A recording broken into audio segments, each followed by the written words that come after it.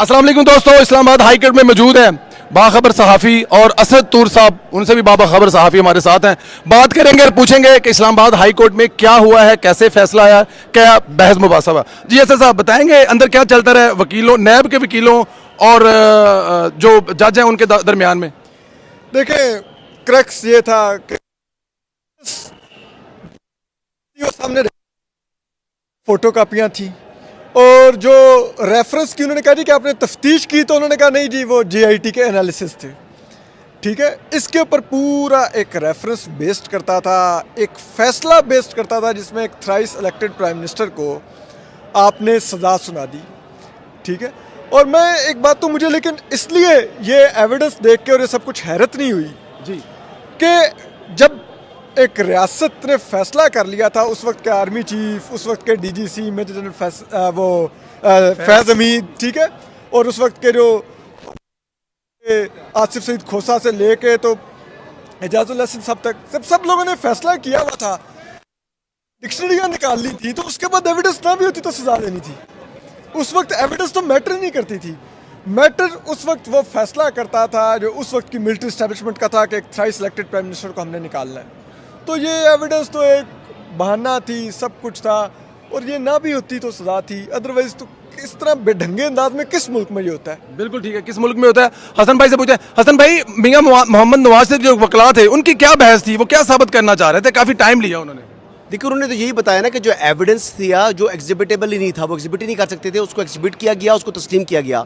दूसरा जो asset beyond means का केस था ना, तो उनके मींस ऑफ इनकम जो है, भाईजान वीडियो बन रही है, चले, एसेट बियॉन्ड मींस का केस था, तो मींस ऑफ जो इनकम थी उसकी डिटर्मिनेशन नहीं हो सकी। फिर सेकंड, अगर बर्डन ऑफ प्रूफ अगर आपने डालना है एक्यूज़ के ऊपर, तो एक्यूज़ के कोई आपने लिंक तो जो ना एक सर्टेन लेवल ऑफ आपने केस इस्टेब्लिश करना है, तब बर्डन ऑफ प्रूफ आएगा। तो उन्होंने ये बयान किया, नैब की जानिब से ये बताया गया, क्योंकि हसन और हुसैन नवाज़ का कोई कारोबार नहीं था, लिहाजा वो बेनामीदार थे नवाज शरीफ साहब के। चले मान लिया जी उनके बेनामीदार थे, तो फिर उन्होंने कहा कि बताएं कि अल अज़ीज़िया जब बनी है, मिल बनी है, इस्टेब्लिश हुई है 2001 में, तो उस टाइम जो पैसा भिजवाने के कुछ सबूत तो शवाहिद होंगे ना, तो वो शवाहिद भी नहीं थे। अच्छा, इसके अलावा जो सबसे बड़ी जो बात है कि जो स्टार इनके विटनेस थे प्रोसिक्यूशन के, वो स्टार विटनेस वाजिद ज़िया खुद ये तस्लीम किया, कन्फेशन था कि हमारे पास कोई इसका एविडेंस नहीं है कि हमने नेक्सस साबित किया हो कि ये जो अल अज़ीज़िया स्टील मिल है ये नवाज शरीफ ने रकम भेजी, और फिर अगर इल गॉटन मनी अगर है तो वो कहाँ से वो रकम आई। तो वो कोई भी चीज़ जो कहते हैं ना फंडामेंटली, यानी 2% भी केस इस्टेब्लिश नहीं किया जा सका।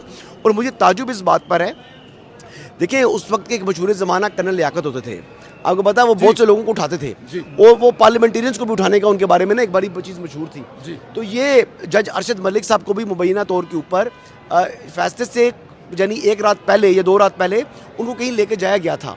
तो वो जब लेकर गए तो सुबह उन्होंने जो फैसला दिया, तो वो फैसला यही बात सुनने में आई थी कि तहरीरी फैसला उनके हवाले किया गया था, जो कि उन्होंने अनाउंस कर दिया था। तो हुआ यही है। अब क्वेश्चन ये है कि जिन लोगों ने ये पॉलिटिकल इंजीनियरिंग की, उन यानी एक रात पहले या 2 रात पहले उनको कहीं लेकर जाया गया था, तो वो जब लेकर गए तो सुबह उन्होंने जो फैसला दिया, तो वो फैसला यही बात सुनने में आई थी कि तहरीरी फैसला उनके हवाले किया गया था, जो कि उन्होंने अनाउंस कर दिया था। तो हुआ यही है। अब क्वेश्चन ये है कि जिन लोगों ने ये पॉलिटिकल इंजीनियरिंग की, उनसे हिसाब कौन लेगा या उनका हिसाब कभी होगा? ये बुनियादी सवालात हैं जिनका जवाब आप भी तलाश करें, मैं भी तलाश करता हूँ, असद तूर भी तलाश करेगा। नहीं, लेकिन वो एक तो जनरल बाजवा ने भी वो इंटरव्यू में खुद कह दिया, उन्होंने कहा कि वो हमने फिर 2 वकीलों को अरेंज किया जिनसे हाँ फैसला लिखवाया और वो लिखवा के दिया। वो तो जो व्हाट्सएप फैसला, हाँ वही ना, तो मुझे तो अच्छा, नैब अगर आज शुरू में आकर कह देता जी हमारे पास कोई सबूत नहीं है, उस वक्त हमें कोई चीज़ नहीं मिली, तो हम इससे विड्रॉ करते, तो ज़्यादा इज्जत वाला रास्ता ना होता? नहीं, वो देखें, एक आप कहते हैं ना एक आई वॉश, तो वो तो आपने करना होता है ना खड़े होके जी। ठीक है, अगर एक नैब का इदारा खड़े होके मान ले कि जी हमने परवेज संधेला साहब को, ठीक है, पॉलिटिकल इंजीनियरिंग के लिए सजा दी थी जी, तो उनके बाकी सारे फैसले भी टेंटेड हो जाएंगे।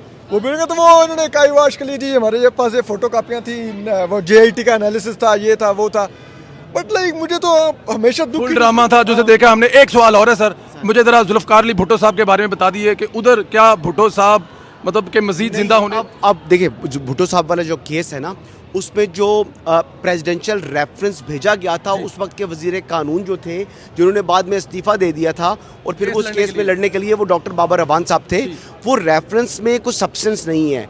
अब अदालत ने उनको कहा कि आप नई एक एप्लीकेशन दे दें, आप नई CMA फाइल करें, जिस यानी सिविल मिसलिनियस एप्लीकेशन जमा कराएं, ताकि हम उसके ऊपर जो नई ग्राउंड्स आप लें उसके ऊपर फैसला कर लें। अदरवाइज़ हम जो मौजूदा जो इस वक्त जो मटेरियल ऑन रिकॉर्ड है हम उसके ऊपर फैसला कर देंगे। एक बात के ऊपर दूसरा चीफ जस्टिस ने माजरत की कि ये इतनी ताख़ीर हुई, फर्स्ट कम फर्स्ट सर्व का प्रिंसिपल होना चाहिए था सुप्रीम कोर्ट में, लेकिन जो सदाती रेफरेंस बाद में आए वो पहले कंक्लूड होकर डिसाइड करके उनके ऊपर अपनी जो ओपिनियन है वो दे दी सुप्रीम कोर्ट ने, और इसको जो है वो पेंडिंग रखा। तो ये इसको सर्द खाने का में जो डाल दिया था, इस पर माजरत की चीफ जस्टिस ने। प्लस उन्होंने अब ये भी एक ऑप्शन दे दी है कि जो जुल्फ़िकार अली भुट्टो के जो ग्रैंडसन जितने भी बाकी हैं, अगर वो भी केस में फरीक बनना चाहें तो वो भी आ सकते हैं। और इसके अलावा उन्होंने ये भी एक फ़ैसला कर दिया है कि उन्होंने अमाइकस क्यूरीज जो है वो नए बना दी हैं। सलमान सफदर साहब का नाम लिया जिनके ऊपर एतराज़ किया जो बिलावल भुट्टो ने, और नहीं बिलावल भुट्टो ने ना बेसिकली, हाँ। और दूसरी तरफ से उनके वकील थे फारूक नाइक, और दूसरे जो थे अमाइकस क्यूरी जिनके ऊपर एतराज़ हुआ वो थे रजा रबानी। नहीं, रजा रबानी साहब। रजा रबानी के ऊपर उन्होंने किया था ना वो उन्होंने कहा कि मैं क्रिमिनल केस समझता नहीं हूँ। अहमद रजा कसूरी ने किया, एतराज़ किया, लेकिन नहीं, इन्होंने भी वो कॉन्स्टिट्यूशनल साइड पे, और फैसल सिद्दीकी के ऊपर भी, फैसल सिद्दीकी साहब के ऊपर भी उन्होंने जो है एतराज़ किया पीपल्स पार्टी ने। तो भुट्टो रेफरेंस के अंदर बस ये दो लोगों के ऊपर पीपल्स पार्टी की तरफ से हुआ है। अब जनवरी के 2nd वीक तक केस मुलतवी हो गया। ये क्या होगा सर इसमें फैसला, अगर आखिर में बता दें, दोनों ने जाना है अपने अपने प्रोग्रामों में, क्या नजर आ रहा है आने वाले दिनों में? क्या तारीख में जो उल्ट पुल गड़बड़ हुई है अदलिया के फैसलों की, काजी साहब उसकी करेक्शन करने जा रहे हैं?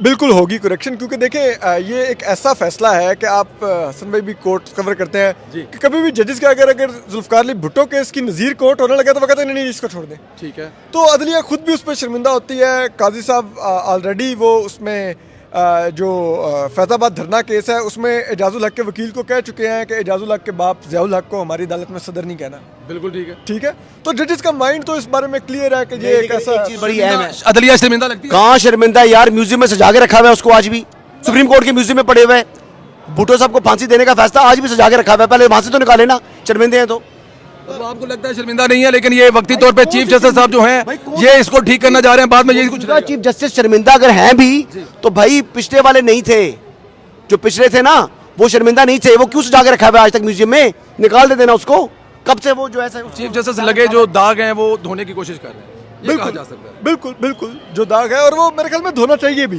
तारीख को करेक्ट करना जरूर चाहिए, तारीख को करेक्ट करना चाहिए, लगे दाग धोने चाहिए। बहुत शुक्रिया दोस्तों, thank you very much ji.